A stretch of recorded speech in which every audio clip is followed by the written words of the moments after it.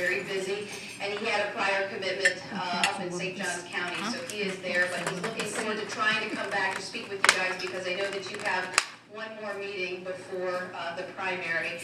You know, as I was driving down here, I was thinking, this is great. I love filling in for Ron when I have the opportunity, and I was talking to Todd back there, and we looked at the calendar, and I said, geez, it's Friday the 13th. I said, I sure picked a heck of a day to fill in for my husband on Friday the 13th, but I'll knock on wood, and I managed to avoid black cats and mirrors and ladders, so far so good. I don't have to tell you guys that this is one of the most important elections of our lifetime.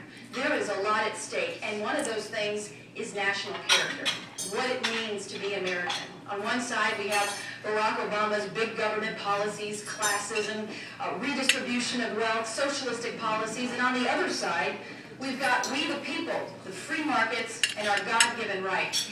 And I think it's important that we stop and talk about our God-given rights, because I heard somebody say the other day, you know, the government, they give me the right to speak. I'm allowed to speak. The government says I can do that. That's my right. Well, that, you've just seeded the entire American Revolution when you say that, because our rights do not come from the government. They do not come from the Constitution. They come from God. The Founding Fathers were very sage when they crafted the Constitution. They knew that our rights, they knew that our country was founded on God, we the people, the government. And now what's happening under Barack Obama, the top two are being taken out, and the government is being put to the top, and that is a very scary precedent. He said he was going to fundamentally transform the United States of America, and by gosh, he's doing just that. Another thing that's up for grabs is the American dream. You know, I host a show up on NBC, which that's a fun experience, being a conservative Republican and working at NBC, but that's another story for another day. But, you know, I have a chance to see some kids come in and they do a tour group, and they'll come in and, you know, they're playing in front of the weather wall and whatnot. But I wonder, what do they see the American dream as being? Because when you have a president who has said, and I quote, success in America is akin to winning the lottery, and he's also said something to the effect of hard work has stopped paying off for a lot of Americans. What kind of a message are you sending to America's youth when you say, basically, well, you can go out and work as hard as you want, but you know what, you're probably not going to do very well, so why don't you essentially just settle for being a cog in my redistributive scheme? That's what he's saying. So, you know, when I think of the American dream, I really think of Ron's story, and here's why. Because Ron came from nothing. He did not have 2 nickels to rub together, but he managed to work his way through Yale University, where he was captain of the baseball team, was a 4-year starter, and after that, he went on to Harvard Law School. And when I say he worked his way through, he did every odd job he could. He parked cars, he was coaching baseball, he was an electrician's assistant, he was washing dishes. I mean, he really had to scrap together to be able to afford those universities.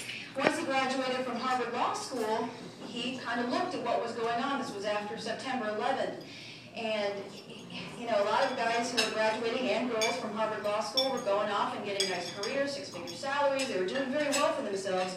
But Ron wanted to give back to a country that gave him so much. For somebody to come from nothing and to be able to have the opportunity to do that, he commissioned as an officer in the United States Navy.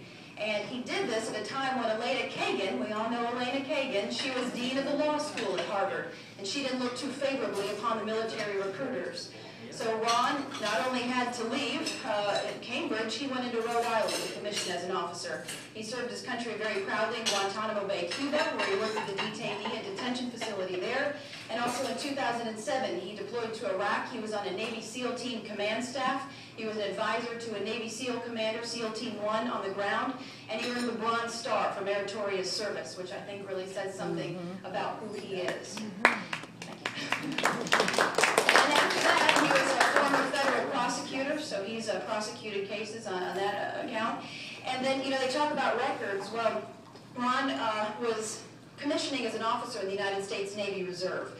And when he was doing that, you have to do something that he did when he commissioned as an officer, and that is put your hand on the Bible to swear and support and defend the Constitution against all enemies, foreign and domestic, so help you God. You have to swear to support and defend the Constitution. Well, when he did that, he really listened to the word. courts, and he noticed that there were a lot of people up in Washington who were turning a blind eye to the Constitution. This is during the Obamacare debate. Nancy Pelosi saying, oh, you have to pass the bill to find out what is in the bill, and some people saying, we don't look to our Constitution. Well, Ron was pretty troubled by that, and he wrote a book called Dreams from Our Founding Fathers, First Principles in the Age of Obama. And basically, it compares and contrasts the current administration and just how far off the beaten path we've come from those of our founding fathers, and everything from jurisprudence to a chapter that I happen to like called Hubris and Humility, where he compares Washington's humility to Barack Obama's hubris.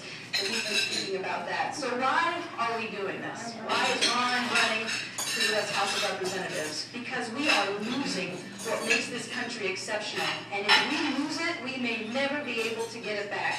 Ronald Reagan said that freedom is just one generation away from extinction. I do not want to be that generation that lost American exceptionalism. We need somebody who understands the Constitution, who understands the founding principles on which the country was created, who understands what American exceptionalism is all about through things like the Constitution.